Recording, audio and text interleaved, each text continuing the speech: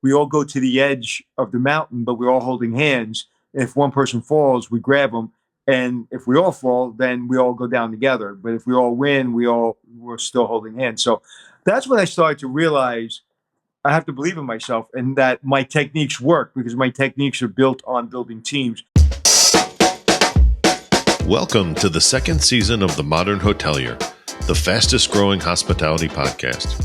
Both hosts were named top 100 most powerful people in hospitality and voted fourth most popular podcast by the International Hospitality Institute. Each episode will get to know an industry expert and we'll discuss the latest trends in hospitality to help you, the modern hotelier. Welcome to The Modern Hotelier. I'm your host, David Malilli. I'm your co-host, Steve Karen. And I'm the producer, John Boomhofer. And I'm your guest, Anthony Melchiorri. There we go. We have on Anthony Melchiorri coming back for a second time. A little background about Anthony, if you don't know him. He started his hospitality career working at the Embassy Suites in Overland Park, Kansas.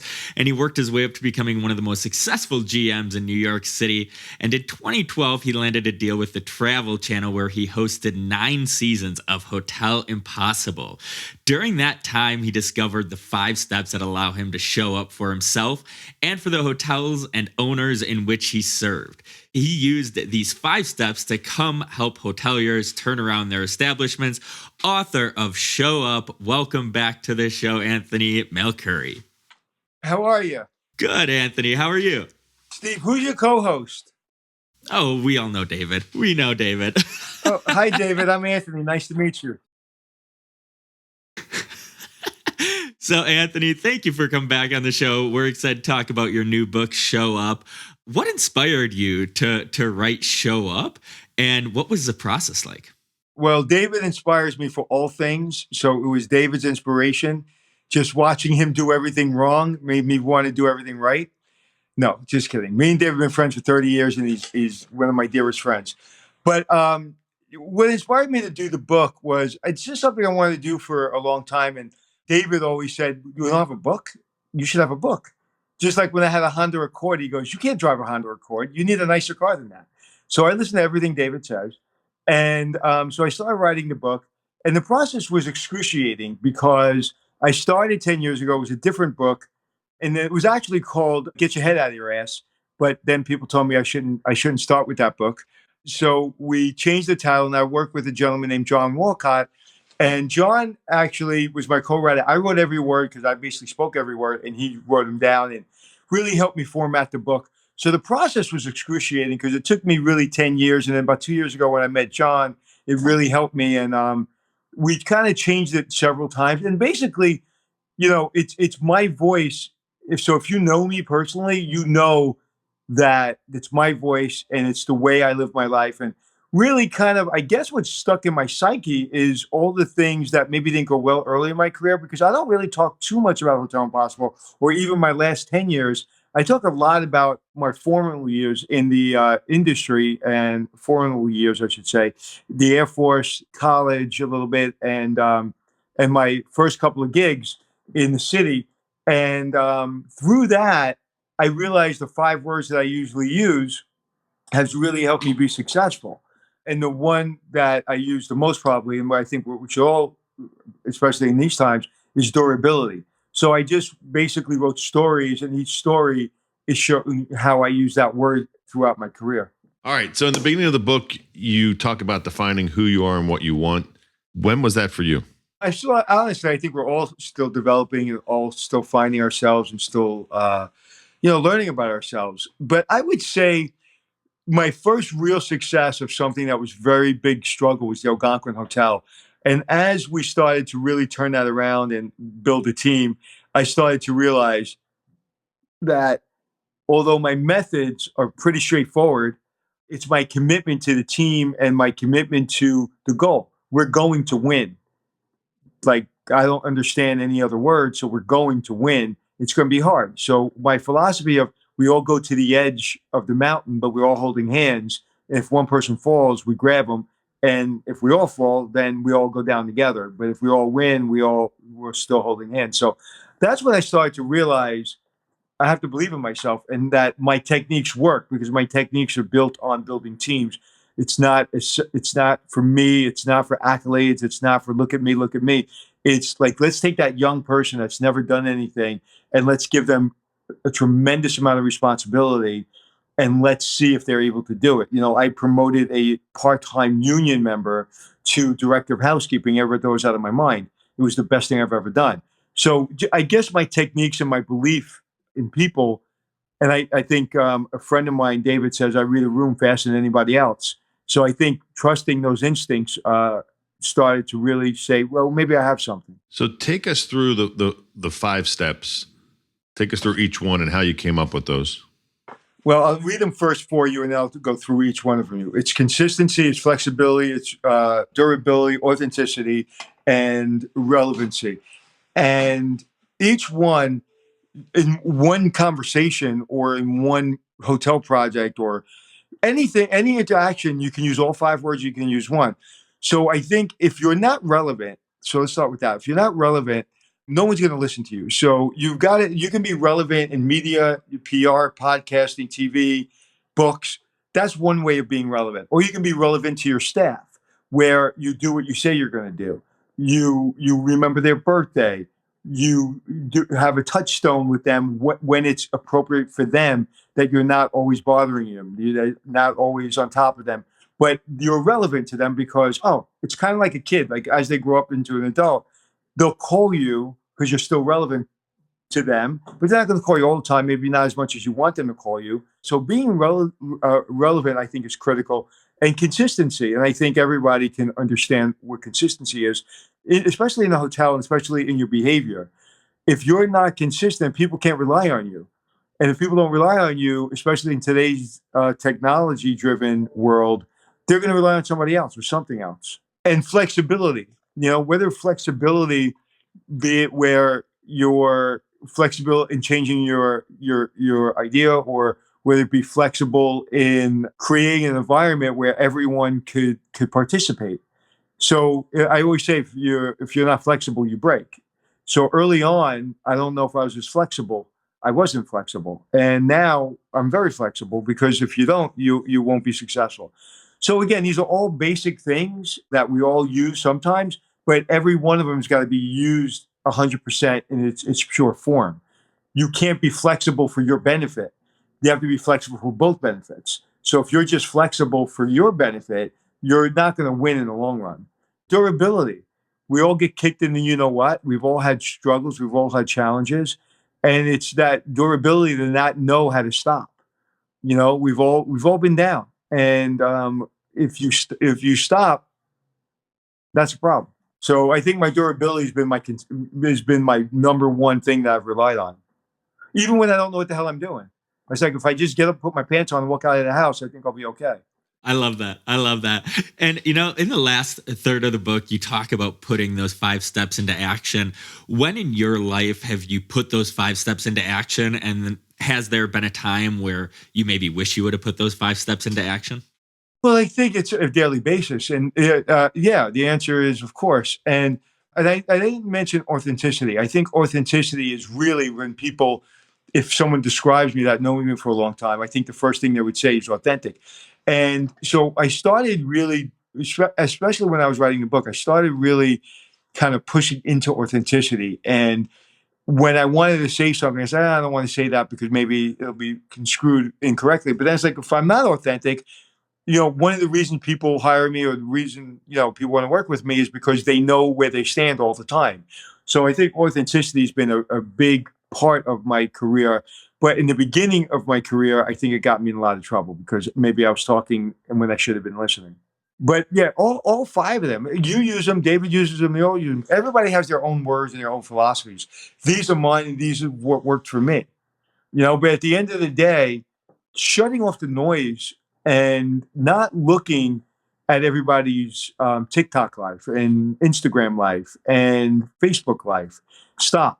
And I actually block people that I respect and I admire, because I have friends, some have airplanes, some have yachts, some have bigger TV shows, some people, whatever. And I was like, you know what? I love them. I respect them. I don't need to see the noise. I need to see what I'm working on and what I'm focused on, because you start doing that, I say, oh, how do I take a shortcut to that? And I don't want that. So why am I looking at that? So I look at things that help me. And sometimes I just look at TikTok to make me laugh because I need a good laugh. But I think people, and I think we all say this, and I think we all see it, is people are becoming less human because they're all looking at other people. For people who are listening or watching, I think what's important to realize is that this really isn't a hotel book. This is more a book about life and about business and about your own person. And so having said that and having read the book, what advice would you give listeners in general just to show up? What would you if you had one thing to, kind of give that elevator pitch on showing up, what would you tell people? Make sure you have your stuff together. Make sure you're okay with yourself. Make sure that you know what you're capable of doing, where you can push yourself, and what you won't accept in life. When we walk into a meeting or we walk into a friendship or whatever it is, sometimes you don't know what we'll accept. You have to know what you'll accept, so you'll know what you won't accept. So I think in life, whether it be a business, you're interviewing, and you really want this job because it's good money, but you know what? It's a little further from my house, and you know what? The boss wasn't really nice in the interview, and my office really isn't that nice, but the money's really, really good. I'm going to figure it out. No, you probably won't. You'll probably get there within 6 weeks, 6 months, and be miserable because the commute's too long. Your boss is an asshole, and you're starting to become miserable. So know what you want, and don't lie to yourself. Don't lie for what you really, really want in life. So I think a lot of people jump into something because it's cool. I mean, how many people have watched something on Instagram or TikTok, went out of their way, waited an hour online for something, and then you have a bagel and it's terrible. I didn't wait online, but this big thing that's on TikTok, everybody's saying it's great. I happened to be there. It was early in the morning. I went in for a bagel. It was a bagel. But somehow they charged me $33 for lox and cream cheese with a bagel, and it was a bagel. I could have got that bagel anywhere. So my point being is, don't believe the hype, trust yourself, and it sucks sometimes. It sucks hard sometimes. And that's when you have to really rely on your 5 steps. Whatever your 5 steps are, I don't do my 5 steps, but you have to have 5 steps. And if I have to say one of the people I admire is David, because David believes in people and he trusts people. He trusts people a lot more than I trust people. And, that's something that works for him. And, so maybe it won't work for somebody else, but, for David, his relationships, he's the best relationship builder I've ever met. And so we all got to find ourselves. Don't look at mine. Don't read my book and say, I'm going to do exactly what Anthony says, because, really what I want to write the book for is you're the most important person in the room. I love that. Well, Anthony, this was great. Thanks for hopping on quick. We're done with our part, but our producer, John, has been listening in. So he's going to wrap up here with one final question. What's up, John? What's up? How you doing? Good, my friend. Good. I really like, the part where you say, don't sweat the small stuff, obsess over the small stuff. Because, there's the saying that the way you do some things or one thing is the way you do everything. I know that's really important, when you're in a hotel and doing all those, but I just want to hear kind of your perspective on that, because I think too often people have that mentality, don't sweat the small stuff.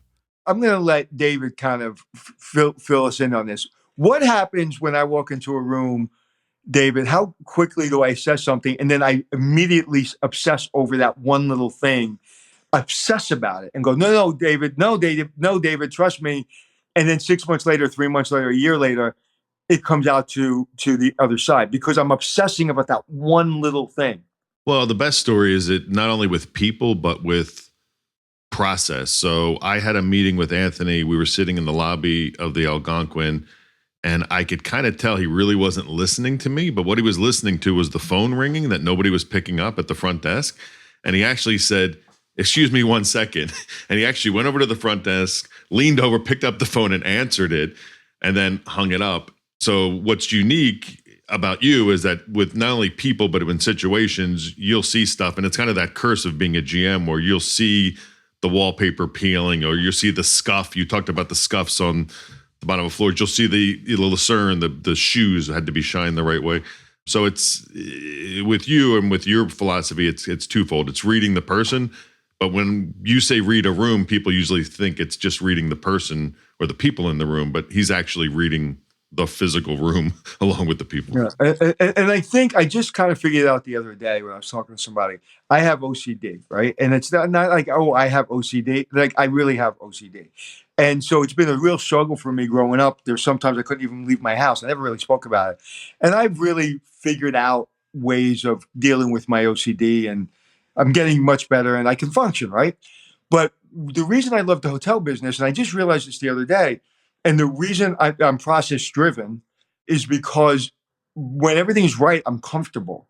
When I'm in a room, and David's been with me 100 times, if I'm in a room and it's comfortable, I'm the happiest person in the world. Like, there's a new show that we're coming out with called Hotel All Stars, and I was watching the rough cut last night, and it's the Breakers Hotel, and the producer said you were so like on and so adamant and so intense. And I said, because I was really comfortable. I was in one of the best hotels in the world and everything was done right. So I was so passionate about it. So if I don't have the things the right way and everything is kind of lined up the right way, it's really hard for me to emotionally function. It's, I think, because of my OCD. And I just realized that the other day. So that's why I like beautiful hotels. So yeah, when I say obsess about it, and if I'm talking to David and here I am, the GM, and I'm hanging out with my friend and probably having a drink, but a guest can't get the person at the front desk, or maybe the guest needs a blow dryer and they're leaving for a meeting and they don't have a blow dryer and nobody answered the phone. You know, I'm enjoying myself, but the person that's paying $300 to $500 a night for the room is not enjoying themselves. So then I'm a fraud. Then I'm not being authentic to my mission. Then I'm a fraud. That David's more important than a phone call. And, you know, David's not that important. All right. So that wraps it up. This has been super exciting for Steve and John and myself. It's the first time we've ever interviewed a missile pilot who's written a book. So that's very exciting. And tell us where we can find the book, Anthony, and how people can purchase it. You can go to anthonymelchiorri.com, find it. You can go to my website, or you can go to Amazon. You know, you didn't call it a bestseller. I'm really disappointed. I knew you would say it, so that's why I didn't say it. Yeah, we were very fortunate. We got bestseller on Amazon, and it's just about the way I go about my business. Sometimes I fail, sometimes I succeed. In the end of the day, you know, we're all trying to do the same thing. All right. Well, thank you so much. I'm sure we're going to have you on in the future. I hope to see you very soon, and thank you. Appreciate it. You seem really excited to have me. Well, we had a little bit of technical difficulty, but we're good. See you later. Bye. You made it to the end of The Modern Hotelier. Thanks for listening. The Modern Hotelier is produced by Make More Media. Make sure to like and subscribe if you're watching on YouTube, or follow wherever you get your podcasts. If you know of a guest or sponsor that would be a good fit, feel free to email us at hello@themodernhotelier.com. Thanks and have a great day.